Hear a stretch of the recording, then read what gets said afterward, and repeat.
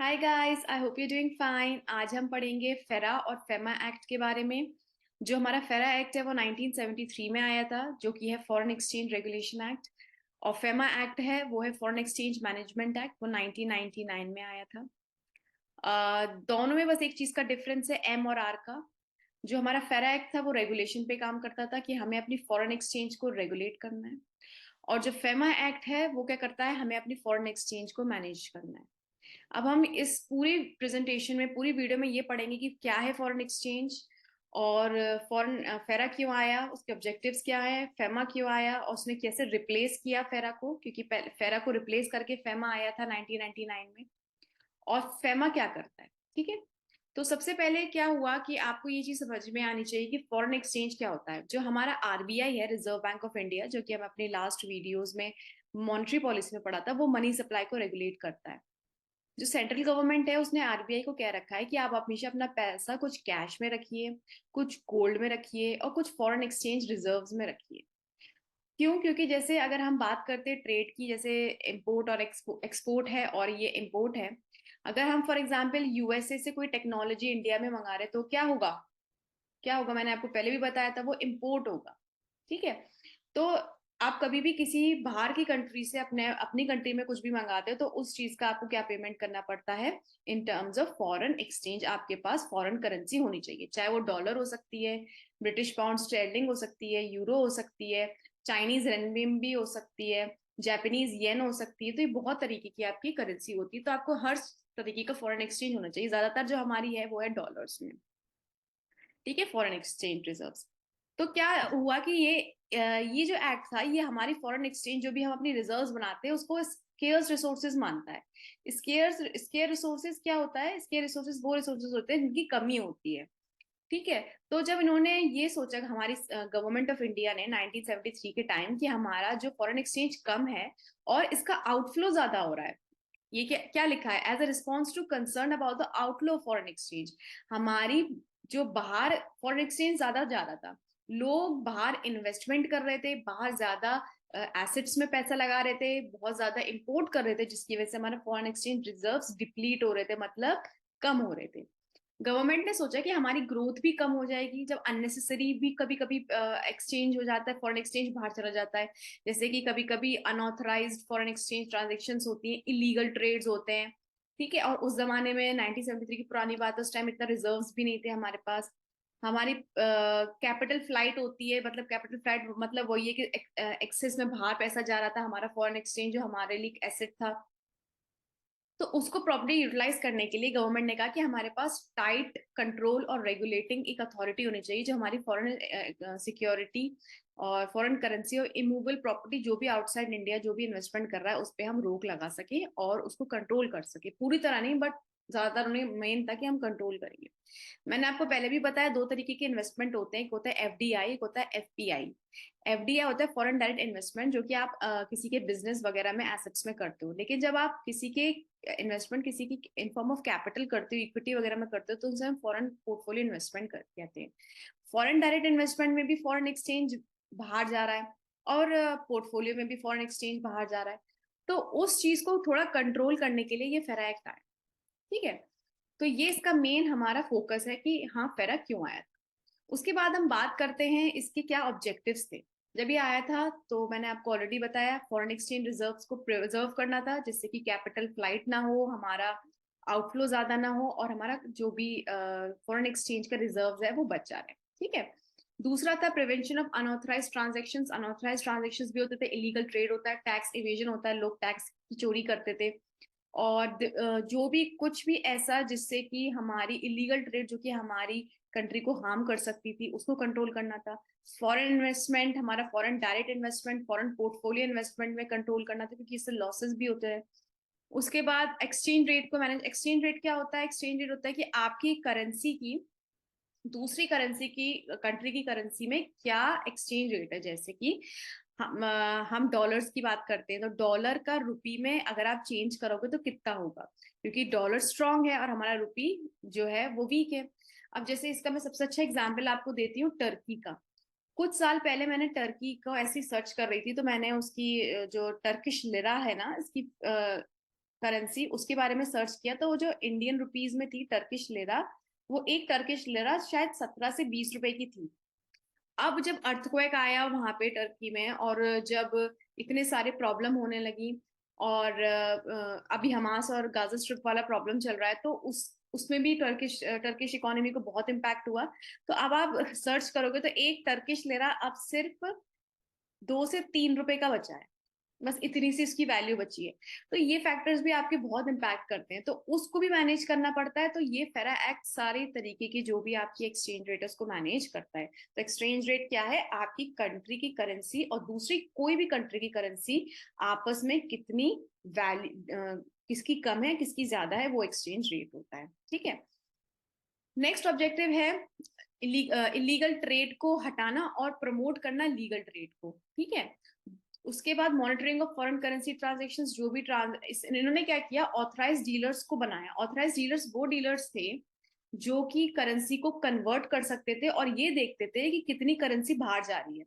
यहाँ ज्यादा typically banks को ही लिया जाता था, और वो लोग ये देखते थे कि लॉ से कंप्लायंस हो रहा है या नहीं, लॉ को फॉलो किया जा रहा है नहीं, कोई इलीगल ट्रेड या फॉरेन एक्सचेंज पर प्रॉब्लम ज्यादा ही तो एक्सचेंज तो नहीं हो रहा, ताकि हमारी बिल्कुल खत्म ही ना हो जाए फॉरेन एक्सचेंज। और ये भी देखता था फेरा कि अगर जिसने लॉ ब्रेक किया है तो उसको किसी तरीके से इन्फोर्स करना है और कैसे कैसी पेनल्टी लगेंगी, और अपनी इकोनॉमिक सोवरेनिटी को भी प्रोटेक्ट करना है, क्योंकि आपको अपनी कंट्री की करेंसी को डी वैल्यू थोड़ा ना करना है, फॉरेन एक्सचेंज रिजर्व्स खाली थोड़ा ना करने, कल को इमरजेंसी में काम आ जाए, कोविड के टाइम ही काम आ जाए, आए थे हमारे, हमें बहुत सारी दवाइयां खरीदनी थी। ठीक है। तो ये सब इश्यूज उस टाइम आते हैं, तो इसको उन्होंने कहा कि हमें बस मेन फोकस था कि रेगुलेट करो अपनी फॉरेन एक्सचेंज को।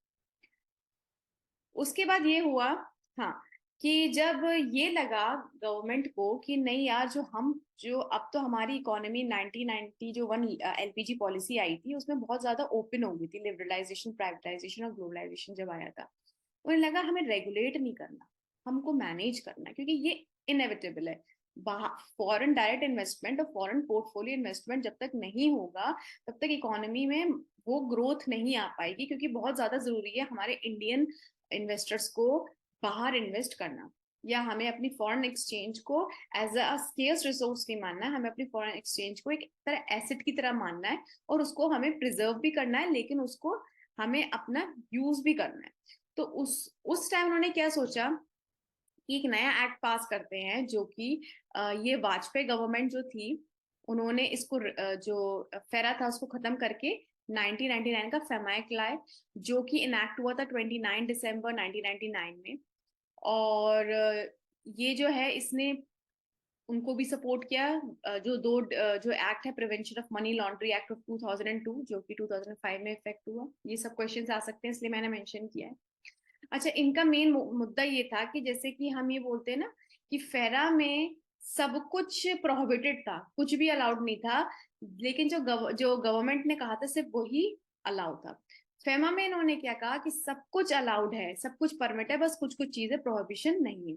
तो देखो आप कितना ज्यादा स्ट्रिक्ट था हमारा फेरा, और जो अभी फेमा चल रहा है हमारा वो काफी लिबरल है, उसने कहा है कि सब कुछ परमिट है, बस जो हम लोग चीजें मना कर रहे हैं आप उसमें इन्वॉल्व ना हो। तो जैसे कि कभी इसमें ये एग्जाम्पल आया कि जो कभी भी कोर्ट में कोई भी क्राइम करता है, किसी का मर्डर करता है, तो उसको हम मानते हैं innocent until unless proven guilty, मतलब उसको हम इनोसेंट ही मानते हैं, अगर उसके खिलाफ कोई सबूत पाए गए तो उसको हम सजा देंगे। और वो था हमारा फेमा, और फेरा क्या कहता था कि भाई ये गिल्टी है, अगर ये इनोसेंट पाएगा तो ही पाया जाएगा, अदरवाइज ये गिल्टी है। तो फेरा जो था बड़ा नेगेटिव था, और फेमा थोड़ा पॉजिटिव आया, बिकॉज इसने हमारे फॉरेन एक्सचेंज को मैनेज किया। सबसे पहले इसका क्या ऑब्जेक्टिव है? सबसे पहला ऑब्जेक्टिव है कि अपनी एक्सटर्नल ट्रेड और पेमेंट्स को फैसिलिटेट करना, प्रॉपरली डेवलप करना और मेंटेन करना फॉरेन एक्सचेंज मार्केट को, क्योंकि ये भी बहुत बड़ा मार्केट है फॉरेन एक्सचेंज का। और अच्छा, इसका जो हेडक्वार्टर है वो दिल्ली में है, और इसको ईडी भी कहते हैं, एनफोर्समेंट डायरेक्टरेट, बहुत इंपॉर्टेंट क्वेश्चन। उसके बाद ये क्या करता है, रेगुलेट करता है पेमेंट को और हमारी फॉरेन एक्सचेंज को, हमारी एक्सचेंज रेट को भी मैनेज करता है, क्योंकि ये सब कुछ मैनेज का है, इसमें कोई कंट्रोल और रेगुलेशन नहीं। बिकॉज जहां कंट्रोल और रेगुलेशन होगा वहां कभी भी ग्रोथ नहीं होगी, ये हर इकोनॉमी का रूल। अब जितना ज्यादा लेट को लिबरल रहोगे और हर कोई दायरे में काम करेगा, उतना ज्यादा आप ग्रो कर सकते हो। इसलिए उन्होंने कहा कि मैनेजमेंट होना चाहिए, और हमें अपना प्रॉपरली मैनेज करना है अपनी फॉरेक्स मार्केट को। फॉरेक्स मार्केट क्या है? Foreign exchange market. ठीक है। ये इसका था ऑब्जेक्टिव्स। उसके बाद हाँ, अब आप ये सोच रहे होगे कि मैं बार बार ये बोल रही हूँ कि foreign exchange foreign exchange foreign exchange है क्या। देखिए, दो तरीके के फॉरेन एक्सचेंज ट्रांजेक्शन हो सकते हैं, कैपिटल हो सकता है, करंट। जब आपने बैलेंस शीट देखी होगी, आपके पास दो साइड्स होते हैं, एक लाइबिलिटी होता है, एक एसेट होता है। ठीक है। अगर कोई भी ट्रांजेक्शन आपकी लाइबिलिटीज या एसेट्स को अफेक्ट कर रहा है तो वो है कैपिटल अकाउंट ट्रांजेक्शन, और जो नहीं कर रहा है वो है आपका करंट अकाउंट ट्रांजेक्शन। ठीक है। तो जो आपका कैपिटल अकाउंट ट्रांजेक्शन है उसमें क्या होता है, ज्यादातर जो इन्वेस्टमेंट करता है लोग इक्विटी शेयर में करेंगे, कैपिटल कंट्रीब्यूशन करेंगे। तो ये इक्विटी शेयर कहाँ आता है, आपका लाइबिलिटी साइड में आता है। ठीक है, अंडर शेयर कैपिटल। और कोई भी आपने इमूवेबल प्रॉपर्टी ली, मतलब जो लॉन्ग टर्म इन्वेस्टमेंट आप कर रहे हो उसको हम बोलते हैं कैपिटल अकाउंट ट्रांजेक्शंस। ठीक है। इन फॉर्म ऑफ एफडीआई और एफपीआई, इमूवेबल प्रॉपर्टी, जिसमें भी आप बाहर, अपने कंट्री से बाहर जहां भी आप पैसा लगा रहे हो उसको फॉरेन एक्सचेंज कहते हैं। ठीक है। जब वो आपका एसेट या लाइबिलिटी को इफेक्ट करे तो वो आपका क्या है, करंट कैपिटल अकाउंट, और जब आपका नहीं कर रहा है वो इफेक्ट तो वो कौन सा है, आपका दूसरा करंट अकाउंट। तो करंट अकाउंट क्या है, जो इफेक्ट नहीं करता है। ये छोटे मोटे होते हैं, जैसे कि आपने कोई क्रेडिट फैसिलिटी ली है, इंटरेस्ट ऑन लोन है, जो आपको इनकम फ्रॉम इन्वेस्टमेंट से मिला है, या फिर आप इंडिया में रह रहे हैं और बाहर अपने चिल्ड्रन या अपनी फैमिली के लिए पैसा भेज रहे हैं। तो ये छोटे मोटे जो एक्सपेंसेस होते हैं ये सब करंट अकाउंट में आते हैं, ये कभी भी आपके एसेट या लाइबिलिटी को अफेक्ट नहीं करेंगे। तो दो तरीके से पैसा आपका जा सकता है, या तो लॉन्ग टर्म में जाएगा, किसी प्रॉपर्टी में जाएगा, किसी कैपिटल में जाएगा, बिजनेस में जाएगा, ये छोटे मोटे करंट अकाउंट ट्रांजेक्शन के फॉर्म में जाएगा। तो इस तरीके से हमारा जो पैसा है बाहर जाता है फॉरेन एक्सचेंज में, क्योंकि इंडिया का जो पैसा रुपी है, अगर आप विदेश में डालोगे तो आप उसकी करेंसी में डालोगे ना, अपनी करेंसी में थोड़ा ना डालोगे। अच्छा, फेमा ने एक बहुत इंपॉर्टेंट चीज इंट्रोड्यूस की, ऑथराइज पर्सन। ये हमने फेरा में भी पढ़ा था, लेकिन फेरा में इनका ज्यादा इनके बारे में बात नहीं की गई। यहाँ थोड़ा broadly reserve bank of India ने और सेंट्रल गवर्नमेंट ने मिलके बहुत सारी कैटेगरीज के ऑथराइज पर्सन बनाए थे। तो इन्होंने क्या किया, आरबीआई सारे फॉरेन एक्सचेंज के ट्रांजेक्शन नहीं कर सकता। क्यों? क्योंकि वो एक अकेली अथॉरिटी है और उसे और भी चीजें संभालनी पड़ती हैं, मनी सप्लाई, इंटरेस्ट रेट, सब देखना पड़ता है। ठीक है। तो उसने डेलीगेट करी पावर्स किसको, ऑथराइज्ड पर्सन को। अब जो ऑथराइज पर्सन थे उन्होंने, वो कौन कौन से होते हैं, वो डीलर्स होते हैं, मनी चेंजर होते हैं, ऑफशोर बैंकिंग यूनिट होते हैं जो डील करते हैं एक्सचेंज एंड फॉरेन सिक्योरिटीज। ये सेक्शन 10 सबसेक्शन 1 और सेक्शन 2 सबसेक्शन सी को आप जरूर नोट डाउन कर लीजिए, जो कि ऑथराइज पर्सन से रिलेटेड होते हैं, ये क्वेश्चन आता है। ठीक है। अब ऑथराइज पर्सन का आरबीआई ने और सेंट्रल गवर्नमेंट ने क्या किया, इनको चार हिस्सों में बांट दिया। पहला इन्होंने कैटेगरी जो बनाई थी वो ये बनाई थी कि जिसमें स्टेट बैंक्स होंगे, कमर्शियल बैंक्स होंगे, cooperative and urban cooperative banks होंगे, जो कि ऑथराइज डीलर्स होंगे। कैटेगरी बन रहा, कौन बना रहा है इनको, आरबीआई बना रहा है। और ये कैपिटल और करंट अकाउंट दोनों एक्टिविटीज को देखेंगे। और कैटेगरी 2 में हमारे जो होंगे वो अपग्रेडेड एफ एम सी हैं, जो फुल फ्लेश मनी चेंजर है, जो पूरी तरीके से मनी चेंज कर सकते हैं, आरआरबीज है, रीजनल रूरल बैंक्स हैं, और आपकी कोऑपरेटिव बैंक्स भी आते हैं इसमें। ठीक है।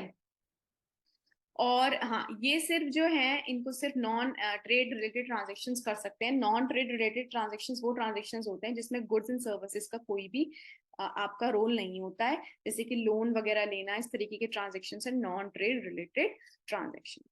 ओके। थर्ड कैटेगरी जो है आपकी वो है जो कि कुछ स्पेसिफिक इंस्टीट्यूशंस है जो कि आरबीआई परमिट करता है। फोर्थ है आपका एफएफएमसी, जो कि है फुल फ्लेज मनी चेंजर्स, जो कि पूरी तरीके से आपके जो पैसा है उसको बदल सकते हैं। मैंने इसको एक इजी फॉर्म में, एक टैबुलर फॉर्म में भी आप लोगों के लाई हूँ। देखिए, ये आपको इजीली आपको याद रहेगा, इसको आप लिख लीजिएगा। Category 1 authorise dealer, commercial bank, state and urban cooperative banks, capital account दोनों में करेंगे ट्रांजेक्शन्स में। सेकेंड वाले हैं अपग्रेडेड एफएमसी में करेंगे, कोऑपरेटिव बैंक्स में करेंगे, रीजनल रूरल बैंक्स करेंगे, और specified non trade related current account में करेंगे। ठीक है। कैटेगरी 3 है select financial institution by RBI, सब कुछ आरबीआई करेगा, और जो भी फॉरेन एक्सचेंज से रिलेटेड ट्रांजेक्शन हैं। फिर एफएफएमसी जो फुल फ्लेज मनी चेंजर्स हैं वो department of post, urban cooperative banks and other FFMC होंगे। वो जो भी परचेज होगी फॉरेन एक्सचेंज और उसकी सेल प्राइवेट बिजनेस और या फिर प्राइवेट या बिजनेस विजिट्स अब्रॉड के लिए, उसको मैनेज करेगा। ठीक है। अच्छा, इसका डिफरेंस बहुत ज्यादा जरूरी है, इसका डिफरेंस आ जाता है हर साल, और बहुत इजी है। ये पास हुआ था 1973 में, ये आया है 1999 में। और इफेक्ट फ्रॉम जून 2000, और इसका इफेक्ट आया जनवरी 1 1974। ये वाजपेयी गवर्नमेंट ने इसको खत्म कर दिया था, फेमा आ गया, तो फेमा सक्सीड्स फेरा। इसके 81 सेक्शन है, इसके 49 सेक्शन है। ठीक है, इसमें मैंने पहले भी बताया था, यहाँ पे स्केर्स रिसोर्सेज मानते हैं, हमारे फॉरेन एक्सचेंज को यहाँ एसेट मानते हैं। नेक्स्ट, ये रेगुलेट करता था, ये क्या करता है, मैनेज करना है, इसको प्रमोट करना है, फॉरेन, इसको खत्म नहीं करना है, इसको प्रमोट करना है। नेक्स्ट, कि हमारा जो है फॉरेन एक्सचेंज को कंजर्व करेगा। ठीक है, यहाँ पे मैनेज करेगा। यहाँ पे ऑथराइज पर्सन में ऐसी 4 कैटेगरीज नहीं थी, यहाँ पे हमारी 4 कैटेगरीज हैं, तो इसका जो स्कोप है आपका ऑथराइज्ड पर्सन का, जो हमने 4 कैटेगरी पढ़ी, वो इसमें ज्यादा फोकस था हमारा फेमा में। बैंकर्स आते थे, बैंकिंग यूनिट्स आते थे, बट जो आरबीआई ऑथराइज करता था वो बैंक होता था। यहाँ पे ज्यादातर सभी बैंक्स हैं। यहाँ पे वायलेशन होता था फेरा रूल्स का, तो क्रिमिनल ऑफेंस है, ये सिविल ऑफेंस है। यहाँ पे वायलेशन में कोई लीगल हेल्प प्रोवाइड नहीं करी जाती थी, लेकिन जिसने अगर फेमा को वायलेट किया उसको लीगल हेल्प मिलती है। यहाँ पे ट्रिब्यूनल्स वगैरह नहीं थे, हाई कोर्ट के वगैरह पे जाना पड़ता था। यहाँ पे स्पेशल डायरेक्ट अपील से स्पेशल ट्रिब्यूनल है। तो ये सब सहूलियत दे दी गई है नए वाले हमारा जो फेमा एक्ट है, तो थोड़ा इजी भी हो गया है फॉरेन, इसलिए फॉरेन इन्वेस्टमेंट बहुत इजी हो गया है आजकल। तो दैट वाज ऑल अबाउट फेरा and FEMA act. I hope you have understood it. Next turn पे हम पढ़ेंगे एनवायरमेंटल स्कैनिंग के बारे में, और उसमें बहुत सारे स्वॉट एनालिसिस और पेस्टिल एनालिसिस के बारे में पढ़ेंगे। मैं आपको दिखा देती हूँ कि मैंने आगे तैयार कर रखी है, आराम से अपना पढ़ेंगे। ठीक है, तो तब तक आप ये वीडियो देखिए and keep on watching and subscribe to my channel. Bye.